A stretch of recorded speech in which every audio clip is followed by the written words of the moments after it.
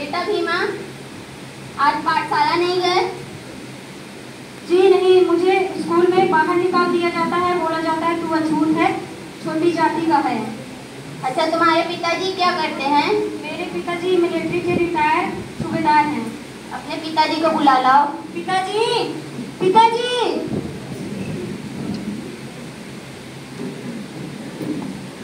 नमस्ते, मेरा नाम केशव अम्बेडकर है। मैं अपना नाम आपके बेटों को देना चाहता हूँ ताकि वे अपना सर ऊंचा करके इस समाज में जी सके। आप मुझे अपना शुभ चिंतक ही समझिए। इसके लिए मैं आपका बहुत बड़ा आभारी हूँ। कोई बात नहीं।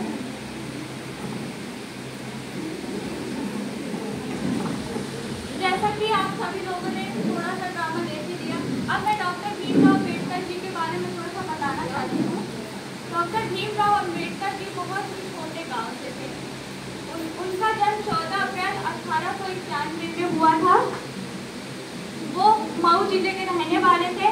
उनकी माता का नाम भीमाबाई था और उनके पिता का नाम सूबेदार रामपाल जी था। हम महिलाएं आज यहाँ पे पढ़ रही हैं, एकत्रित हुई हैं, किनकी वजह से? सिर्फ डॉक्टर साहब भीमराव अम्बेडकर की वजह से। आज हमें पढ़ने का हक मिला है तो सिर्फ डॉक्टर भीमराव अम्बेडकर जी से। वो इतना ज़्यादा परेशान हो गए थे हमारे समाज की प्रताड़नाओं से, उनका रहना मुश्किल कर दिया था हमारे समाज के लोगों ने। क्या वो इंसान नहीं थे? क्या उनको पढ़ने का अधिकार नहीं था? क्या वो पढ़ नहीं सकते थे? क्या उनका खून अलग था जो हम उन लोगों को अलग कर दिया गया था? क्या हम छोटी जात वालों को कोई अधिकार नहीं होते? हमारे साथ ऐसा क्यों किया गया? हम सब लोग यहाँ पे एकत्रित हो रहे हैं तो इससे हमें समाज में प्रताड़ना को हटाने के लिए हमारे भीमराव अम्बेडकर जी ने बहुत सारे नियमों को चलाया जिसकी वजह से हम महिलाएं आज पढ़ सकते हैं। मैं उनके लिए एक नारा बोलना चाहती हूँ। धोती पहनने वाले को पैंट कोट पहनना मेरे बाबा साहब ने सिखाया। धोती पहनने वाले को पैंट कोट मेरे बाबा साहब ने सिखाया। किसी के बाजुओं में नहीं था तभी तो संविधान हमारे बाबा साहब ने लिख पाया।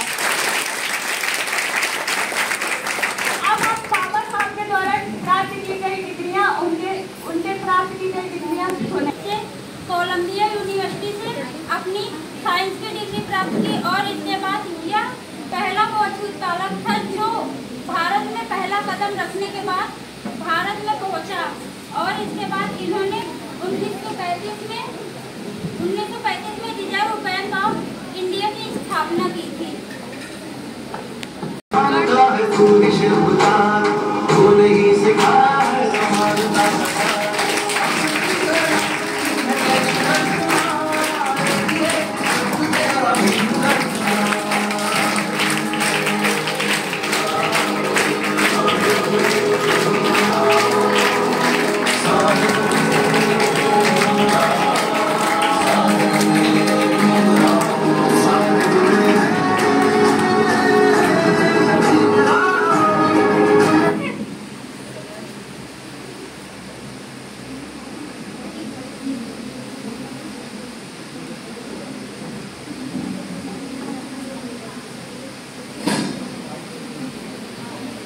मैं डॉक्टर भीमराव अम्बेडकर, जो कि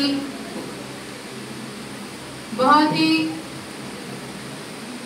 मेरा जीवन बहुत ही संघर्षपूर्ण रहा है और मैं आप लोगों के प्रेम से आज मैं इस काबिल बना हूँ कि जो मेरे साथ और मेरे बचपन में जो भी घटनाएं मेरे साथ घटी, जैसे मुझे पढ़ने का अधिकार नहीं दिया जाता था और मुझे अछूत माना जाता था, कक्षा में मुझे बाहर रखा जाता था, मैं इसलिए कि अब संपूर्ण भारत का कोई भी बच्चा या कोई भी इंसान मेरी तरह कुछ भी इस तरह का प्रताड़नाएं ना झेले, इसलिए मैंने अपने जीवन में 32 डिग्रियां प्राप्त की है और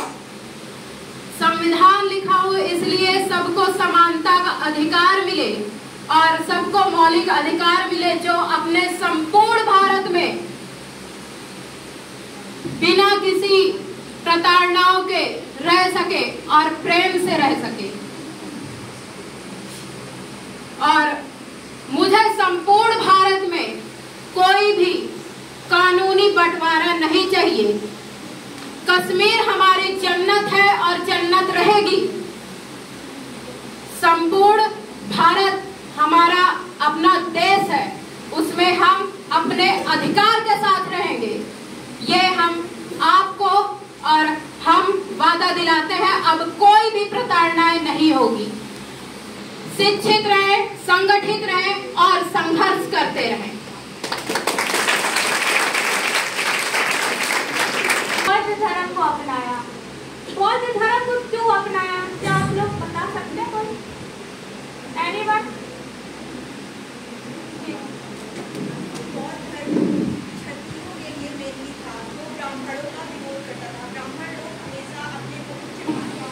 बौद्ध धर्म वो है जो कि ब्राह्मणों जैसे उच्च जाति के लोगों को डिबेट करता है। वो बताता है कि पहले हमारा कास्ट जो है कर्म के आधार पर डिवाइड था, ब्राह्मण, क्षत्रिय, वैश्य, शूद्र।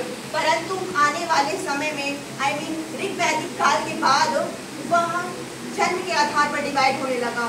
जैसे कि जो ब्राह्मण थे पूजा पाठ करवाते थे, उन्हें उच्च सम्मान मिलता था। जो क्षत्रिय थे वो युद्धों में जाते थे, वो भी एक सम्मान पाते थे। लेकिन जो वैश्य और शूद्र थे उन्हें अपमानित और दलित